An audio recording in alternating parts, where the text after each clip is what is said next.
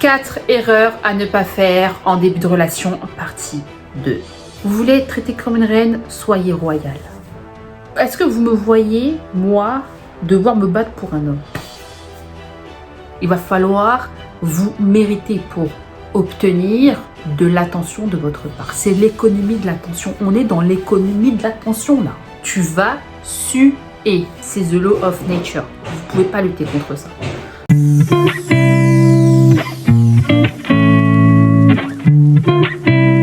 Quatre erreurs à ne pas commettre en début de relation, partie 2. Si ce n'est pas déjà fait, allez voir ma partie 1, très instructive. Erreur qu'on a tendance à faire, lui raconter sa vie trop rapidement. Lui raconter toute sa vie de long en large et de travers. First of all, vous ne le connaissez pas. Il connaît déjà les problèmes cardiaques de votre grand-mère. Comment dire? Vous venez de le rencontrer et en 2 semaines, il connaît déjà les commérages de la copine d'à côté et de la voisine d'en face.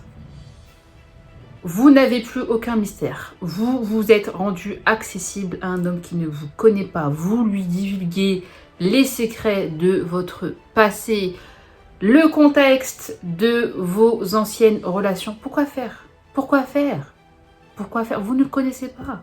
Cet homme-là est susceptible de retourner tout cela contre vous. C'est très dangereux de se dévoiler aussi rapidement. Il n'a pas besoin d'entendre vos problèmes. Les débuts de rencontre doivent rester légères. Vous devez vous concentrer sur le moment présent. Partagez de beaux moments. Ne lui racontez pas votre vie, ne lui racontez pas vos problèmes. Les débuts de relation doivent rester fun. Vous devez vous amuser. Restez dans l'instant présent. Créez des souvenirs inoubliables. Ne commencez pas à le submerger de tous les commérages, des histoires de vos copines, de vos ex bizarres, à bitcher, je ne sais pas, sur vos collègues ou je ne sais pas qui d'autre. Bref, en fait, c'est très négatif. Avoir ce genre de posture, c'est extrêmement négatif.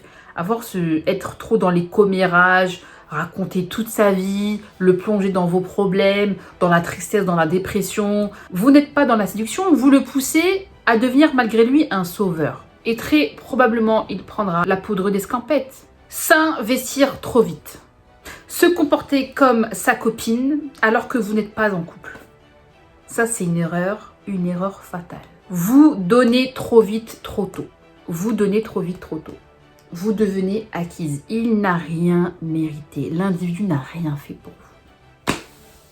Il s'est juste montré beau gosse. Voilà, il s'est juste montré présent. Voilà. Vous commencez déjà à lui cuisiner des plats, des plats du futur. Voilà, vous lui achetez des cadeaux de dingue, vous l'invitez dans des restaurants incroyables, vous vous investissez, vous dépensez beaucoup d'argent. Pourquoi faire? Pourquoi faire? Comme si vous deviez le convaincre de quelque chose. Comme si vous vouliez qu'il vous aime à travers vos actes d'attention.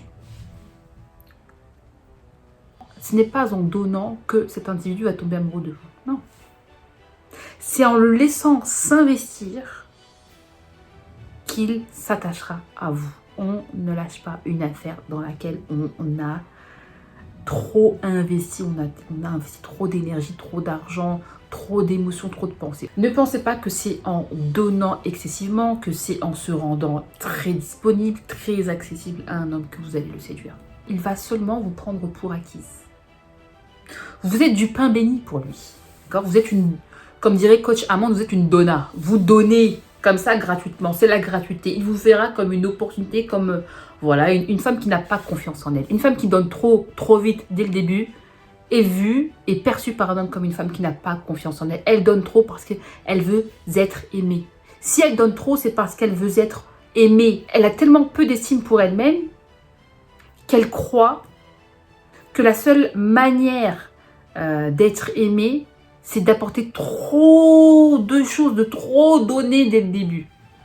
C'est faux, c'est absolument faux. Au contraire, un homme tombe amoureux au travers de sa longue et complexe conquête. Il a besoin de sentir qu'il vous mérite. Il ne peut pas vous apprécier à votre juste valeur S'il voit que vous lui donnez tous les avantages d'une relation de couple sans qu'il l'ait demandé et sans qu'il l'ait mérité. Basta. Troisième erreur, sacraliser un homme, mettre un homme sur un piédestal. Le voir comme un sauveur, comme un mec comme ça là qui va vous rendre heureuse, comme ça qui va régler tous vos problèmes. C'est absolument faux. Vous voulez le séduire, vous voulez qu'il tombe amoureux, il faut qu'il puisse sentir dans son cœur que vous êtes différente, que vous êtes difficile, que vous n'êtes pas facile à avoir. Vous voulez qu'il tombe amoureux de vous, il faut qu'il puisse sentir dans son fort intérieur que vous êtes une femme remarquable, exceptionnelle, inaccessible. Vous ne vous rendez pas accessible à n'importe quel homme. Ça le flatte.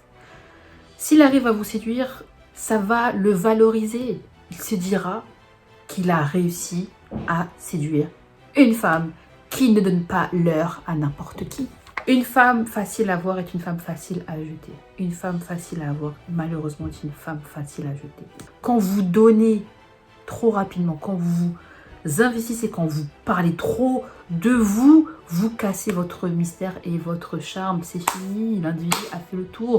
Il a fait le tour de la question et là, il se barre, il prend ses distances et vous vous étonnez qu'il prenne ses distances. Il a eu ce qu'il voulait. Il a fait le tour. Pour lui, vous êtes une femme lambda. Pour lui, vous êtes une femme lambda. Une femme que n'importe quel homme peut séduire, peut avoir. Ne mettez pas un homme sur un piédestal. Il faut que vous puissiez vous valoriser un maximum. Valorisez-vous un maximum. Vous ne donnez pas l'heure à n'importe quel plouc. Il va falloir vous mériter pour obtenir de l'attention de votre part. C'est l'économie de l'attention. On est dans l'économie de l'attention là. D'accord? Il faut qu'il se batte pour vous. Est-ce que vous me voyez, moi, devoir me battre pour un homme? Prenez conscience de votre valeur. Je sais ce que j'ai à offrir. I know exactly who I am. Je connais mes qualités. Tu veux une femme d'exception à tes côtés?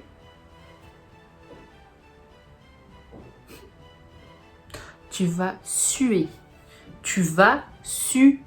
Règle d'or, ne jamais courir après un homme. Mais jamais de ma vie. Mais jamais de ma vie. Mais jamais de ma vie. C'est qui la reine? Vous voulez être traitée comme une reine? Comportez-vous comme une reine. La reine est au-dessus du roi. C'est comme ça, c'est la vie. C'est the law of attraction. C'est the law of nature. Vous ne pouvez pas lutter contre ça.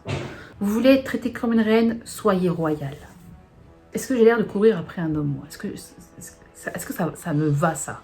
Soyez sélective. Il faut être sélective. Une femme doit être sélective. Parce que pour coucher avec vous, les hommes font la queue. Pour coucher avec vous, les hommes, ils font la queue. Et ce n'est pas ce qui va vous valoriser sur le marché. Ok? Vous rendre accessible à n'importe quel plouc. Hein? Lui offrir tout ce que vous avez à offrir. Et le voir comme ça, partir, prendre ses distances, vous ghoster. Vous bafouez, vous videz de votre sang, hein? C'est pas ce que je souhaite pour vous. Hein. Les hommes sont des chasseurs. Le voyage compte plus que la destination. Le processus de séduction doit être un moment incroyable. Quatrième erreur, croire naïvement tout ce qu'il vous dit dès le début. Croire en ces charlatanismes, vous voyez, croire en ces rêves, les lièvres, croire en mes rêves. Au début, les hommes sont toujours à fond. Ils sont à fond.